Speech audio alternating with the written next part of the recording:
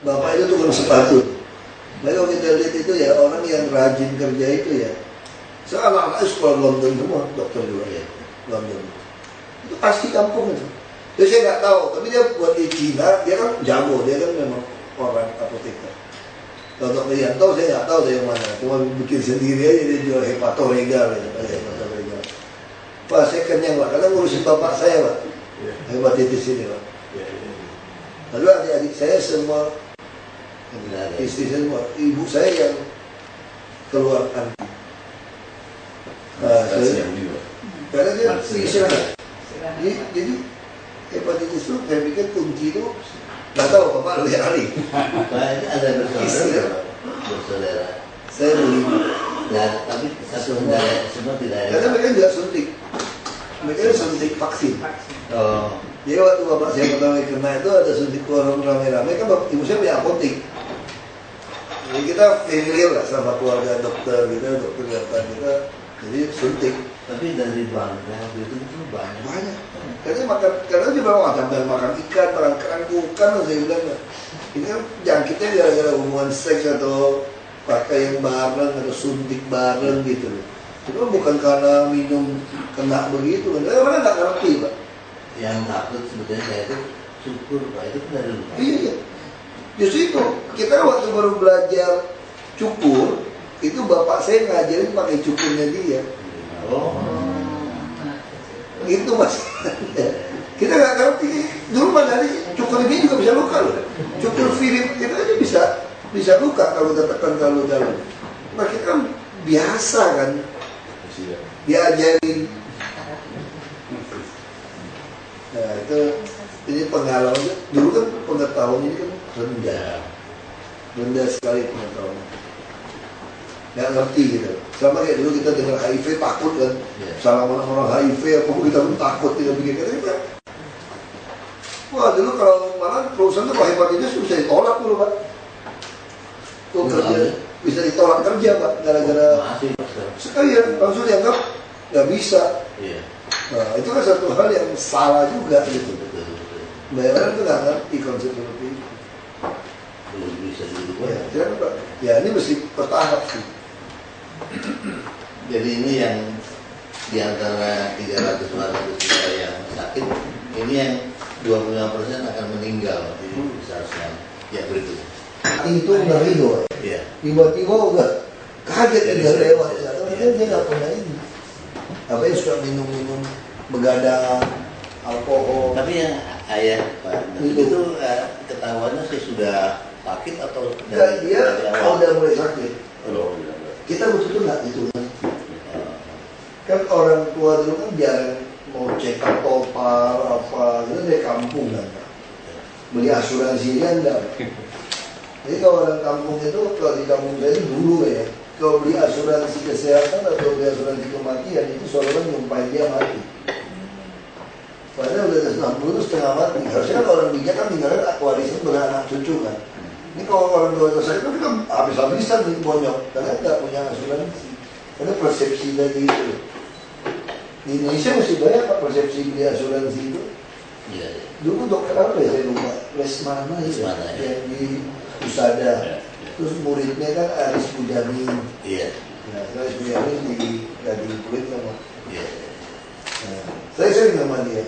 Iya. Tapi kalau yang hati dia, kalau yang kayak Marcel yang Simadi Brata, yang profesor sekarang. Iya. Nah itu dia PTT itu di Belitung Mbak. Saya kenal dia dari Bujangan. Marcel ya? Iya, bapaknya kan enggak. Iya. Bapaknya enggak dokter. Kebetulan dia sepupu sama istri adik saya, yang dokter juga. Yang Semarang. Iya, itu ya. Itu tadi. Nggak ngerti Pak, itu hepatitis. Ikut tahun berapa ya? Bapak saya kita mulai tahun iya, bapak saya tahun 90, enggak 96, 97. Iya. Itu zaman itu. Itu tahun 80, sih tahun 90. 90. Kalau yang ada teman-teman saya yang kena, kalau C itu dia suntiknya pun di Amerika dulu suntiknya. Sekarang banyak Pak. Di sini udah banyak. Dulu yang top yang berani Dr. Yanto Simpo Putra itu. Jarang orang dengan suntik itu juga takut kan. Seingat saya sekali suntik dulu 275.000. Kalau nggak salah ya dulu. Lumayan lah bayar itu. Tinggi sekarang. Sekarang Sekarang yang seminggu sekali. Jadi ada suntiknya. Jadi sekali lebih baik. interferon. Dulu Tapi kita harganya ya dua- 2,5 juta. Ya, sekitar itu. Ya, itu sama dolar beda habis 2,5 juta. US dollar dulu 2.000 kan. Iya. Sekarang 12.000. Jadi kalau dihitung-hitung sekarang ya, hampir mirip lah. Dan nggak ada bayangan mau turun. Pokoknya dulu 275.000 tuh kira-kira kalau 2.000 ya kan nggak sampai 110 dolar lah ya berarti ya nggak 100 sekali suntik ya dulu kan 2.000 kan Iya. 200-an dolar kan? Iya, iya. 200-an dolar 200.000 dulu. Iya, betul. Ah, Sekarang 200.000 kelas dulu ya. rumah itu. 20 dolar nah kan dulu kan 2.000 kan Iya. dolar Oh, itu cuma dolar. 2.000 Kursnya, ya, kursnya. ya, kurs pak kalau 2.000 kan berarti cuma 275 nah, nggak 130 dolar. Nah, berarti kalau sekarang 2,5 juta ya benar sih. Ya benar ya. Tapi seminggu sekali kan. Kayak 12.000. Ya, dulu 3 kali. Berarti dulu lebih mahal ya wajar lah. Dulu 3 kali pak. Ya. Menderita baru mulai agak enak dikit gitu loh. Suntik lagi. Makanya saya justru orang kayak saya di situ jadi belajar pak. Makanya saya orangnya cuek aja pak. Habis itu pak. Mati itu pernah cuek kan. Itu mau apa juga cuek kan. Darah itu cuek kan. Makanya orang itu udah bagus, sudah mulai lewatin masa gitu. Saya pikir dulu saya bisa lewat pak. Ya udah cuek aja. Lewat saya pikir lewat gimana. 7 kali tadi Pak. Harusnya kan 50. 7 kali. Enggak dulu pak. Oh enggak, Ini karena 3 Tiga kali. kali. Tiga kali. Itu berarti sekarang tapi sekarang suntik lebih banyak pak. Kalau dia seminggu 50 minggu lebih lama. 5 tahun tahun. setahun. Tahun. Jadi lama. Dia kalau itu trombositnya turun nggak bisa. TC tinggi gitu. Iya. Jadi kalau udah mulai lewat itu udah kayak baru sembuh sakit gitu. Enak. Tapi ada juga yang nggak berasa, ada tergantung orang ya pak ya. Iya. Tapi ada juga yang nggak ada respon. Tapi nggak ada respon. Makin muda makin enggak terasa. Biasa. Nah, saya termasuk yang katanya itu ya termasuk yang nasib baik responnya oke gitu. Berapa persen? Dia menderita belum tentu pasti sembuh juga kok. Ada yang tidak berhasil. Iya, ada yang nggak ikut. Makan, saya udah pernah tiap hari hanya makan ayam rebus saja sama sayur. Nggak boleh gorengan, nggak boleh banyak sekali. Aduh, banyak pantangan. Kemana-mana bawa makanan. Karena ada. Iya, jadi ini yang menjadi masalah ini Pak. Apapun sebabnya, Di Indonesia banyak yang kena ada Banyak pak. sekali. 10%. ini yang akan HIV aja banyak, apa yang hepatitis doang? hepatitis jauh lebih banyak. Baik. Ini Indonesia termasuk yang lebih tinggi dengan prevalensi di dunia itu masuk yang merah ini Pak. Kemudian yang biru ini yang rendah sekali, kurang dari 2%. Ya begitu. Nah ini saya ingin menyampaikan data kita tahun 81 dengan bantuan University of Tokyo, prevalensinya itu 5 sampai 9%. Kemudian tahun 93 yang berikut ini dengan bantuan NAMUR waktu itu hampir sama, masih angkanya 5 sampai 10%. Tapi yang menarik adalah di beberapa di daerah Nusa Tenggara itu sampai 20%, jadi 1 dari 4 itu. Kemudian berikutnya ini data yang terakhir dari dilaporkan oleh Ibu Ibu Endang waktu itu, sangat mengejutkan karena data ini data Western yang diberikan itu 9,4 rata-rata. Jadi berarti kesimpulannya kita meningkat itunya. Nah jadi sekarang kita memakai data yang terakhir itu 1 dari 10 itu menderita hepatitis B. Ada virus. Ada virusnya ya. Ya berikutnya. Nah ini situasi di Indonesia kalau dengan data sekarang berarti ada 20 juta penderita hepatitis B di Indonesia yang dimana separohnya itu menderita aktif dan ini akan cenderung menjadi liver cancer. Jadi ada 1.250.000 orang yang berpotensi liver cancer. Ya berikut. Nah ini data di Indonesia barangkali yang tadi bahwa penderita yang membutuhkan segera pengobatan itu adalah sekitar 11 jutaan. Karena HbA-nya positif. Ya berikut. Nah, Jadi jadi HbS-nya juga tinggi banyak. ya. Dulu saya positif semua HbA. Ini saya diekstrapolasikan ke Jakarta. Ini berdasarkan sensus 2011 penduduk Jakarta hampir 10 jutaan. Ya berikut. Nah ini yang menderita di Jakarta ini karena Ada sepertiga ya. Ya. Pernah, kemudian yang sekarang masih aktif itu sekitar hampir 500.000 orang. Kalau ada HbA negatif Sudah lebih tenang, tapi ada yang juga silent gitu. tapi kan itu kan jadi apa carrier di sana Carrier. bawah Dan itu masih bisa bisa muncul. muncul. Tiap hari. Nah ini lah harga Tuh, HbA satu paket. tes ini. Baik-baik. Ya. Tes Fahrenheit itu pemeriksaan ini untuk satu paket yang diperlukan untuk pengobatan itu 800.000. Jadi pengobatan minimal 2 tahun. Ini sulit itu ya. Ini yang tablet karena kalau Ada, sudah Pak. ada yang tablet sekarang. Jadi itu 8.000. Ya pemeriksaan HB dan anti HB itu 812 dan DNA yang mahal. Ini 1,4. Itu Jadi Pak, itu atau apa?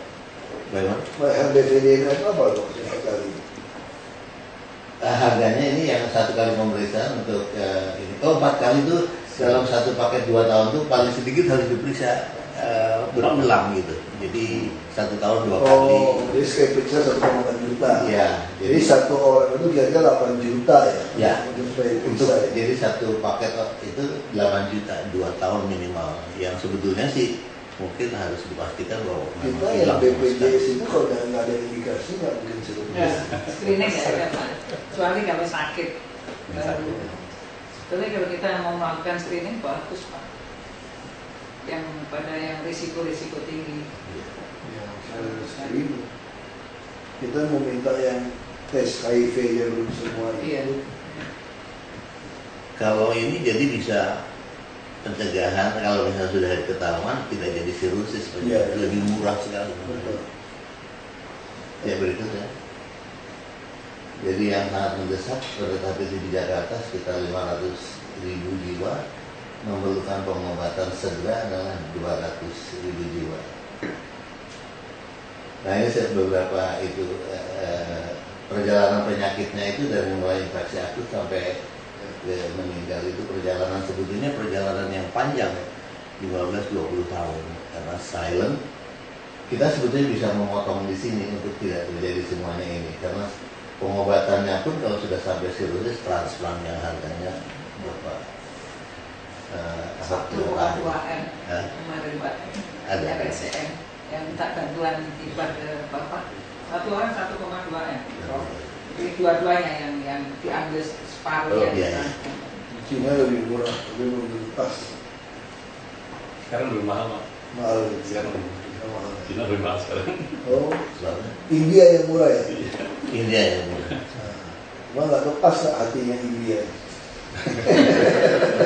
Tapi sekarang lebih banyak harus Pak Dahlan Iskan kan? living. Pak Dahlan Iskan kan? Iya. Oh ya, itu donornya orang Cina. Donornya. Sekarang harus family.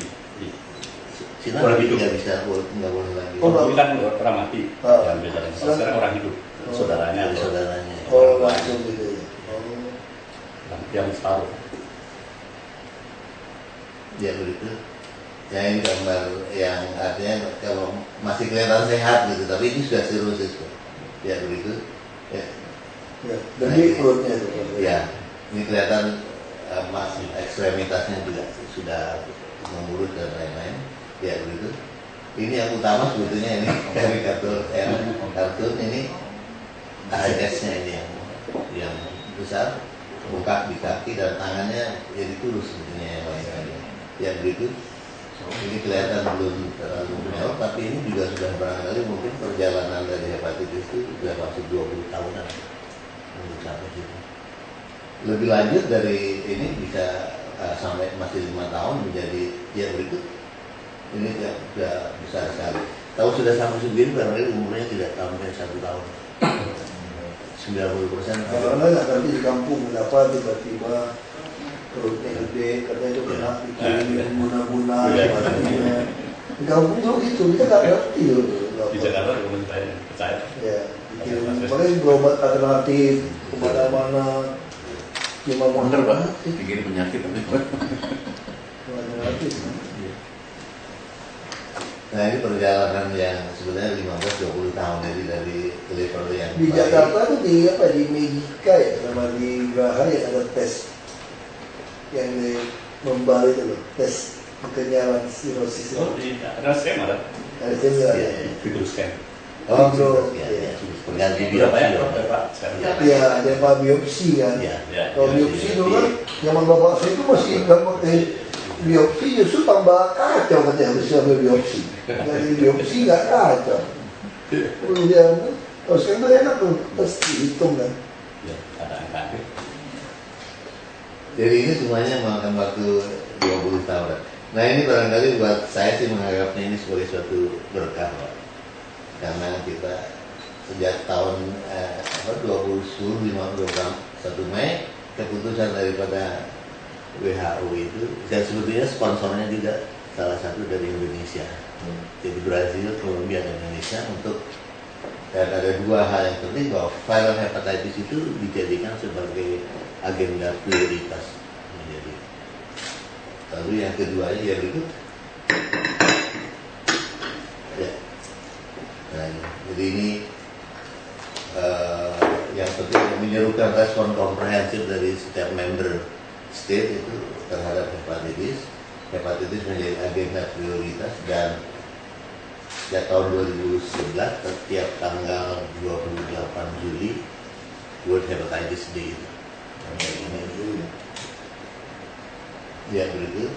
Jadi inti resolusinya sebetulnya menyerukan kepada semua negara di dunia untuk melakukan penanganan hepatitis virus secara komprehensif, mulai dari pencegahan sampai dengan pengobatan, meliputi berbagai aspek termasuk surveillance ini yang penting sekali dan penelitian.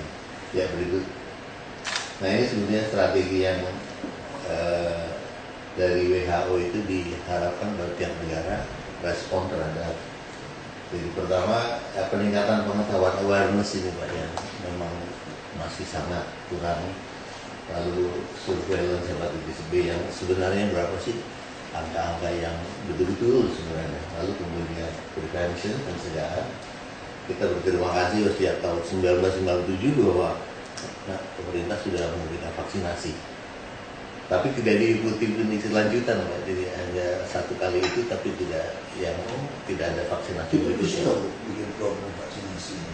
Di balita kita kan ada Pak, hepatitis 1, 2 vaksinasi. Iya. Nah, jadi yang tidak ikut vaksinasi ini tidak kena lagi Bu. Iya.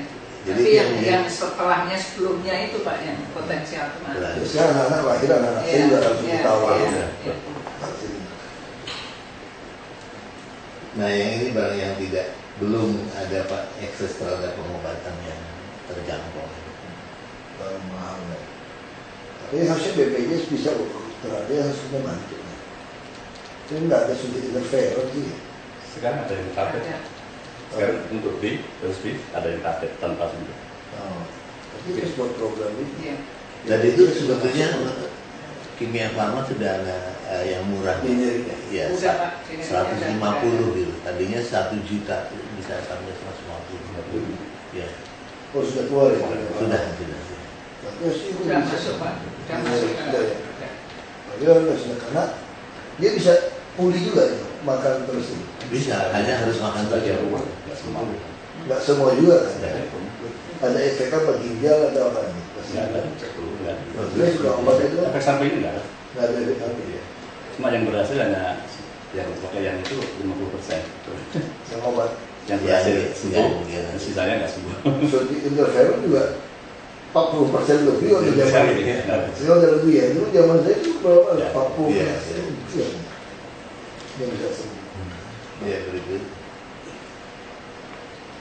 Nah, jadi saya mengusulkan waktu itu ke Ibu Di juga bahwa ada pengembangan untuk program ini, jadi saya melihatnya bahwa perlu deteksi dini, Pak. Deteksi awal daripada jadi puskesmas itu sebetulnya suatu sistem yang baik sekali untuk deteksi awal. Jadi terhadap pasien-pasien yang di puskesmas, saya dengar dari Ibu ini juga paling sedikit puskesmas itu 100 orang per hari lebih. Jadi kalau 5% aja itu barangkali 5 orang per hari kali total mungkin kalau ada 400 misalnya sudah jadi 200 per. Jadi ketemu sebenarnya saya hitung-hitung itu 5.000 kasus kasus baru.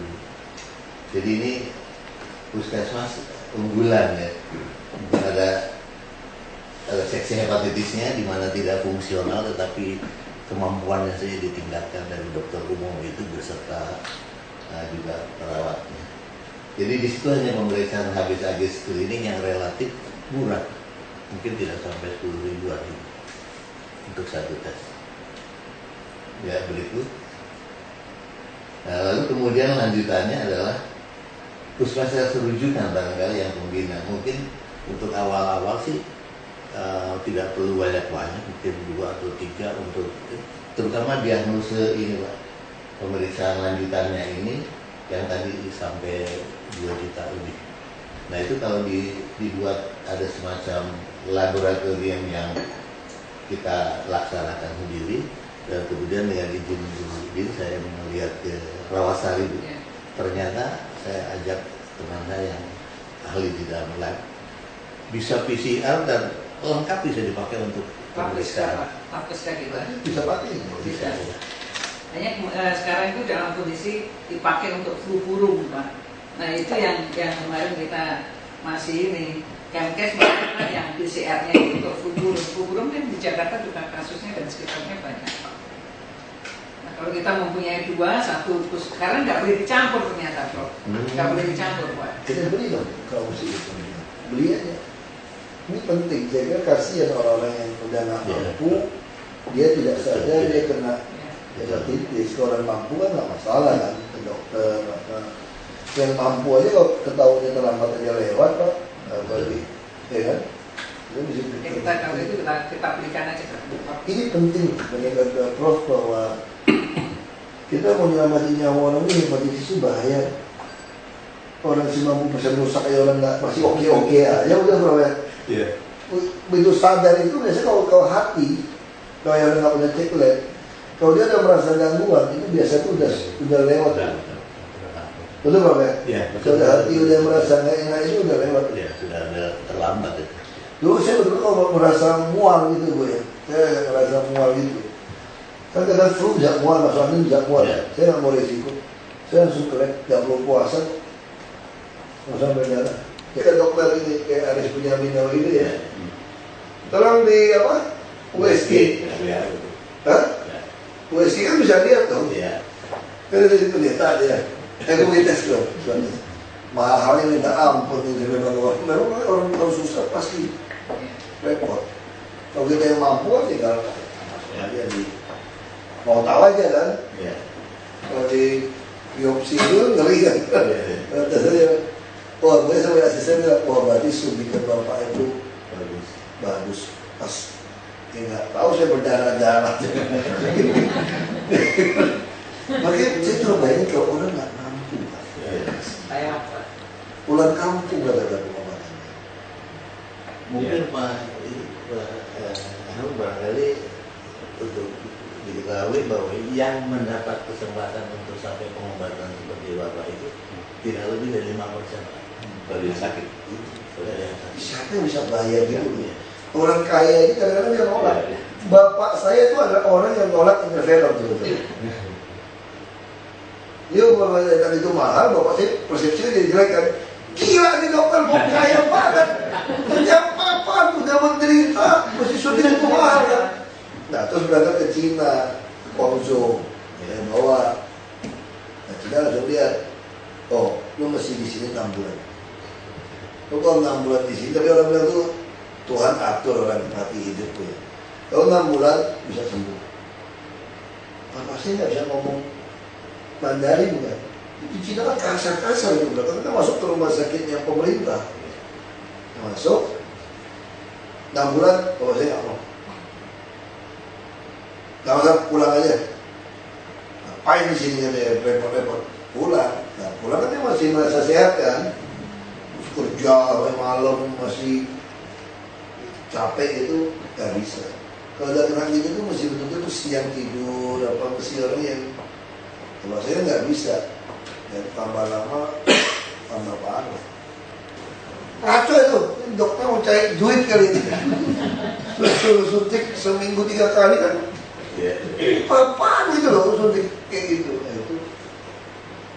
Lalu begitu bapak saya meninggal tahun 97. Nah, saya pikir wah ini Waktu ke Guangzhou tahun berapa? Meninggal tahun 97, ke Guangzhou berapa tahun berapa? ke Guangzhou 96. Oh, udah itu. Dokter udah bilang kalau lu pulang nggak sampai setahun nih lewatnya. Kan kita persepsi lu mau suruh kita di sini kan kadang-kadang soalnya pengetahuan tentang hati kan orang terbatas ya Prof. Orang terbatas kan. Itu kalau orang ngomong selalu persepsi itu dokter mau cari duit tuh ya. Kan terlalu mahal kan. Enggak usah jauh-jauh. Begitu satu kertas lab saja ngecek lab udah kaya Pak, cek HPV dia tuh berapa juta tuh. 1,7. Iya, pokoknya total cek bisa 3 juta, 4 juta, itu kan orang udah anggap Dari uang. wah ini dokternya nggak perlu tes ini. Karena mahal kan, kalau tes tendangan bisa datang 6 juta, 8 juta Pak. Nah orang biasa mana bisa. 8 juta satu handphone melayani, satu iPhone baru ngecek bukan obat loh, baru ngecek. Belum obatnya itu. Iya itu yang masalah. Makanya saya pikir kita mesti anggarkan kalau kita punya obat. Khusus untuk yang Kalau kita ada indikasi itu, saya pikir harus suntik. Cuma sosialisasi ini penting. Jadi untuk orang-orang dewasa kan banyak yang belum kita siapkan Bu. Jadi orang dewasa siapkan kasih vaksin. Kan masih banyak yang belum pernah. Nah jangan seperti saya dulu kan gitu kan. Ngapain vaksin? Merasa gagal lah. Kita orang hutan orang gunung kan nggak mungkin dong. Kita nggak main cewek, nggak pakai obat suntik. Iya Pak. Kita bukan orang berisiko, kenapa takut tidak Pak lo? Iya. Ke pelacur kagak, pakai obat kagak, ngerokok juga kagak. Ngapain pusing? Itu nggak mungkin kan? Iya. Pasangannya tetap ya nggak mungkin aneh-aneh. Ngapain mau suntik-suntik? Itu kan salah. Makanya hal ini saya kira banyak orang yang tidak tahu, banyak juga orang tahu yang sok tahu seperti saya gitu. Itu tahu gitu. Makanya kita pengen yang udah tahu tidak punya duit kita harus ya, kasih. Dan biasanya yang sok tahu itu punya duit, nggak mau aja. Kayak sekarang seorang tes HIV, VCT, gratis. Siapa yang mau saya ngajak pergi tes? Kecuali mau naikin tanggungan asuransi, baru terpaksa. Saya dulu tes itu gara-gara asuransi. Naikin asuransi diperiksa. Nah yang soal hepatitis berdebat itu Pak. Soal hepatitis bisa berdebat asuransi itu Pak. Asuransi itu pernah saja Pak. Kalau suntik dia nggak mau tahu Pak. Wah udah pernah dia nggak mau terima asuransi. Wah itu sangat susah berdebatnya sama asuransi. Makanya asuransi menyebut kalau saya sakit buat gara-gara itu lagi harusnya kan mau kan. Enggak soal ini tanggungan kematian itu kan. Kemudian nggak mau. Kalau kita naikin berapa kali lipat, jangan-jangan lu udah mau mati nih. Dia nggak tahu saya naikin gara-gara mau jadi wagub DKI masih naikin lah. Wah ini jangan-jangan hepatitisnya udah kayak gitu. Dengan lab ini kalau mungkin itu bisa kita misalkan 1/7 atau 1/8 kalau harganya. Nah, kalau kita banyak yang lab itu, saya kira harus lakukan. Iya, Pak.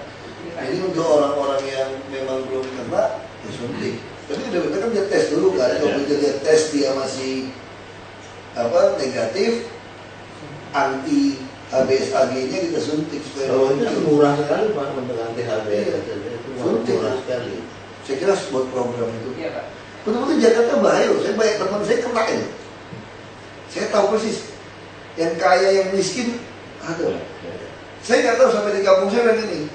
Ini gara-gara makan ikan, makan kerang, jadi kena hepatitis. Dulu saya percaya juga. Tapi mana makan ikan goreng kena hepatitis B gitu loh. Tapi di kampung begitu. Jadi jangan banyak makan di laut, nanti kena hepatitis B. Pada sudah berarti. Kerang. Nanti kerang katanya. Ya nggak boleh kan lemak-lemak kan nggak? Nah itu ini pengetahuan ini perlu.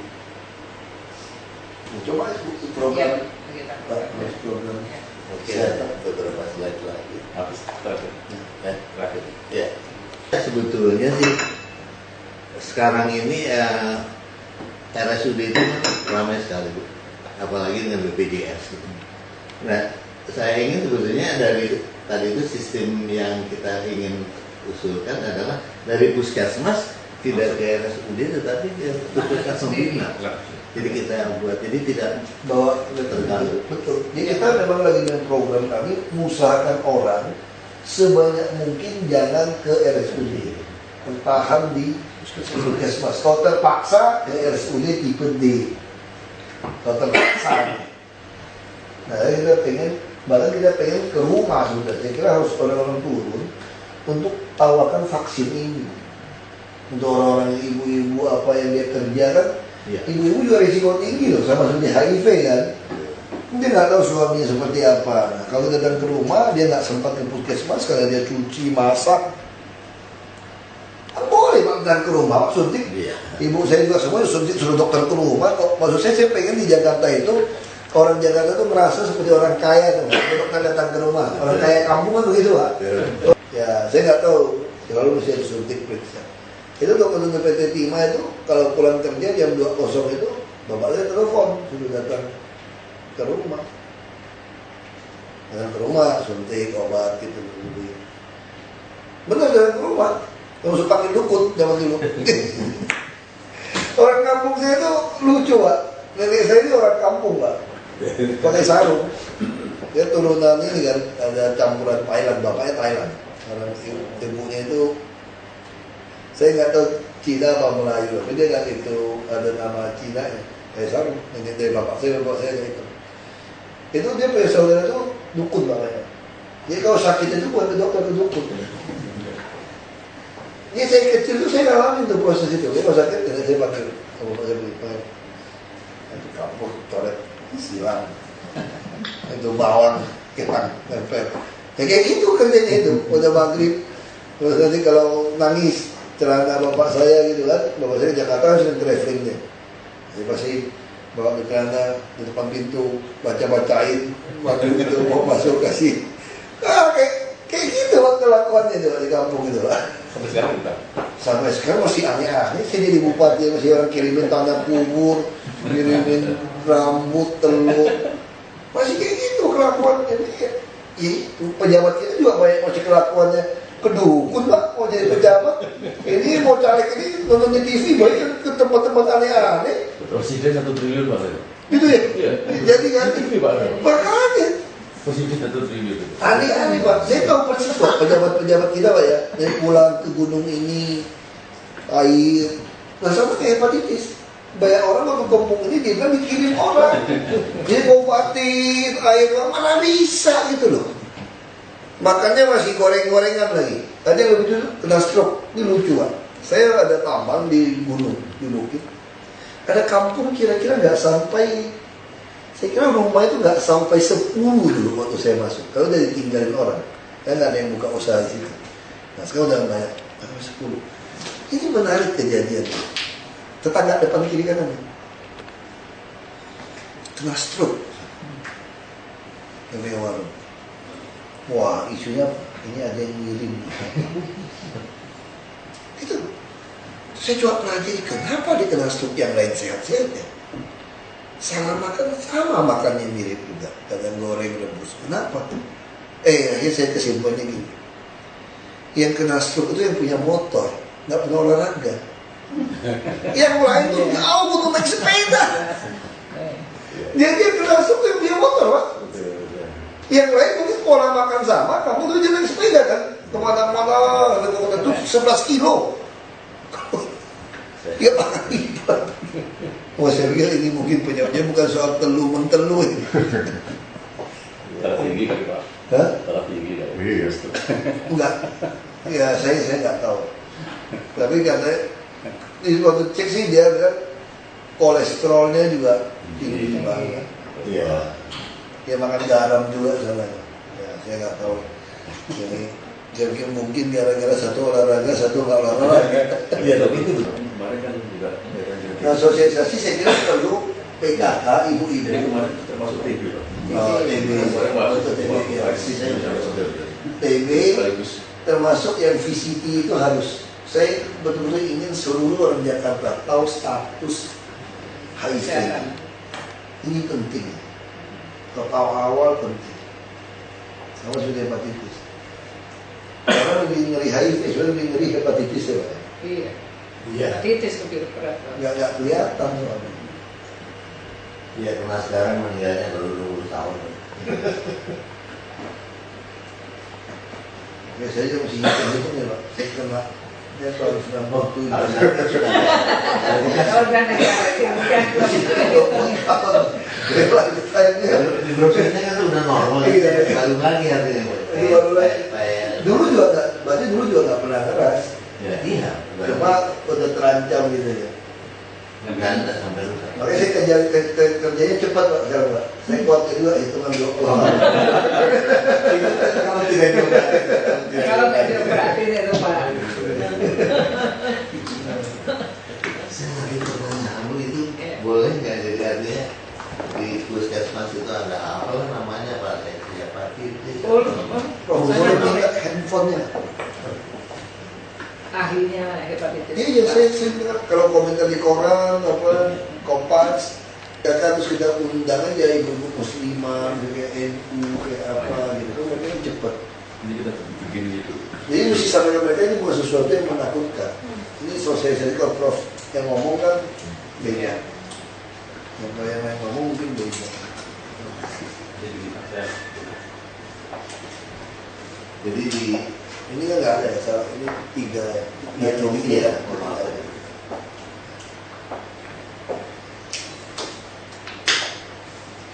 jadi nanti ada konseling juga bisa.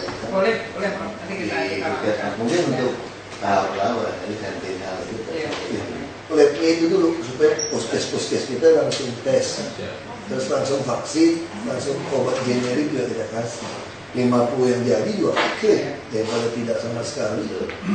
Ya, kalau udah say memang kalau kita mesti anggarkan juga interferon kalau sampai orang udah terindikasi harus mesti ngomong sama BPJS. Karena Indonesia memang bahaya loh kalau di sini. Yang punya duit aja, saya butuh pengalaman, bapak saya aja nggak mau. Dia mau juga menderita kan disuntik gitu kan. Masih demam nggak Pak efeknya? Kalau disuntik? Iya. Masih sama kan? Masih sama, berarti bisa turun trombositnya kan dari sama kan? Sama masing-masing. Cuma di Cuma ada obat gitu untuk Oke, emang. mau gitu. paracetamol aja kasih. Jadi pencegahannya ada perlu istirahat aja deh. Bukan, sebenarnya ini dari hubungan seks, darah. Nah, tapi kalau orang yang bisa istirahat cukup, fisik cukup, biasanya tuh antinya keluar. Betul Pak? Ibu saya itu keluar antinya. Ibu saya pasti ketular dong, kalau bapak saya kan. Nah, dia antinya keluar loh, emang. Sudah final. Dari awal sudah final. Nanti ya. Bukan mungkin kena baru terpancing keluar saya kira kan. Nah, ibu saya itu orang itu dia capek dikit dia tidur.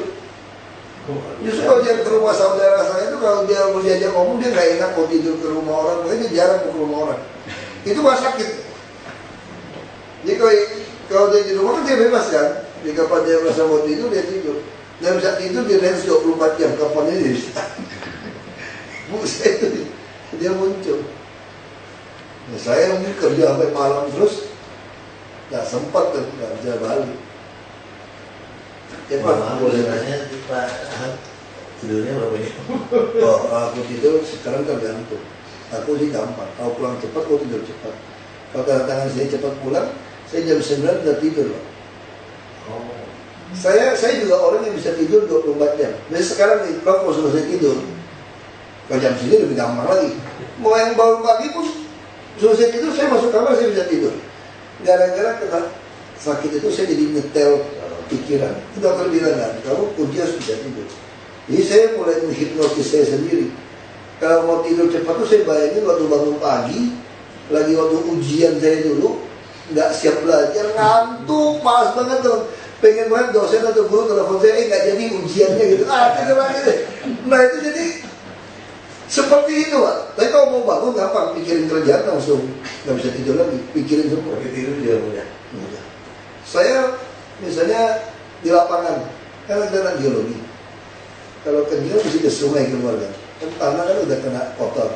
Nah teman-teman saya begitu masuk ke base camp, dan kan mesti cuci kaki kan. Hampir semua teman saya itu nggak bisa tidur lagi kalau udah balik. Kalau saya balik langsung untuk lewat.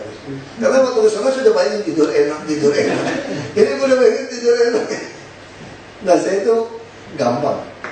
Di mobil bisa ya. Wah mobil di mana aja tuh Pak? Saya kalau teman-teman dulu kita sering misalnya dapat kerja surat tidur satu hotel gitu kan, biasa ngobrol gitu. Teman saya bilang saya tidak boleh, saya bisa ngomongin, aku mau tidur ya, udah ya, aku mau tidur. Terus ini, habis ngomong udah langsung lewat, saya kira kamu udah nggak tahu aku mau tidur. Dan kalau tidur saya gampang, tapi memang kurang tidur cicil. Memang kalau kerja sini terlalu nyambung, nggak ada itu. Jadi kalau saya tidur, jadi saya bangun pagi aja. Saya tetap disiplin bangun pagi, tiap hari 4:30 itu, terus olahraga setengah jam. Kadang-kadang kebablasan 35 menit. Olahraga ya satu baju basah, stretching. Olahraga yang ringan aja, Prof. Senam jantung, gitu ya. Udah lihat ya. Ya, nggak, saya nggak suka treadmill. Karena kalau saya traveling di kota kecil, hotelnya nggak ada treadmill. Karena bagi saya itu olahraga itu mesti rutin dan sama. Makanya saya juga nggak suka jalan-jalan pagi keluar. Kalau hujan, angin, nggak ada yang olahraga. Nah saya tadi nggak pakai alat, nggak pakai sepatu, supaya saya kemana pun oke. Nah kalau nggak bisa tiap hari. Mudah aja senam jantung, terus stretching, tekuk, tarikan supaya lentur, terus ya squat, tahan kaki, terus sit up, push up, pull up. Ya. Itu aja. Lumayan keringatnya. Yang minimal pakai baju nggak terlalu muncul lah, perutnya masih oke. Kalau pakai ini masih ya, itu aja tiap hari 30-35 menit. Kalau hari Sabtu saya agak kosong atau minggu udah nggak bisa. Kalau Sabtu agak kosong dikit, saya masih berenang setengah jam. Ya gaya bebas, terus nyelam buat ya paham. Kalau dulu saya berenang tiap hari kira-kira 35 menit, 1.200 meter, Senin sampai Jumat, kecuali hujan bebas. Nah, kalau gaya lain terlalu capek, kalau bebas kan enak bolak-balik. Yang sekarang udah susah. Maksudnya bebas itu gaya kayak gitu. Oh, itu kan capek. Iya, itu gaya yang paling enak. Nggak, kalau kita udah tahu caranya nggak capek. Kalau tahu caranya itu enak aja. Dan bahkan airnya tuh nggak ada ini sopuk gitu nggak. Ya, tapi ombak aja. Kalau yang nggak ada gelombang tuh buaya, Pak. Jadi beda biawak sama buaya, saya orang daerah ya. Jadi beda biawak sama buaya tuh di arusnya. Kalau biawak berenang itu ada arus airnya. Kalau buaya itu betul-betul nggak ada arus. Nggak ada arusnya. Jadi kalau kita lihat kayak ombak kayu, Diam-diam makin lama makin dekat, kabur aja kira mancing gitu. Biasanya itu tuh buaya itu, nggak ada harusnya. Itu jalan tuh betul tenang, itu hebat. Makanya laki-laki yang jago dibilang buaya tuh gitu kan. Nggak ada jejak. Saking itu ngintai orang tuh nggak kelihatan tuh. Bapak pernah lihat waktu kecil Pak ya, itu monyet Pak, di atas pohon Pak. Itu bisa tembak aja sama buaya, jatuh ditangkap loh Pak. Disemburain. Makanya untungnya buaya nggak ada lidah Pak. Kenapa nggak ada lidah Pak? Kalau dia ada lidah, dia itu makan orang sekaligus, dia enak ya, mati dia cari semua manusia. Makanya Tuhan itu baik, buaya tuh nggak ada lidah. Nggak ada rasa. Dia nggak ada lidah. Kalau ada lidah, wah kita semua dikejar dia Pak. Bisa naik tuh buaya. Ini pelajaran yang Prof gak dapat Prof. Ini pelajaran orang kampung Prof. Itu kalau buaya tuh, tembak aja tuh Pak. Hebat tuh buaya. Dia kayak apa? Kayak ada bau buat tembak air itu jatuh dari ilmu. Ada orang ya. Nggak ngerti. Kayak ada ilmu parent tuh gitu kan. Ya dari buah dari apa ya gitu. Ya, langsung aja. Iya, nanti kita bisa. Ya. Mau foto di ruangan aja mungkin ya, Prof. Dulu zaman Pak Haji Bowo pernah kesini belum? Belum pernah. Pak Suryadi. Pak Suryadi. Pak Suryadi belum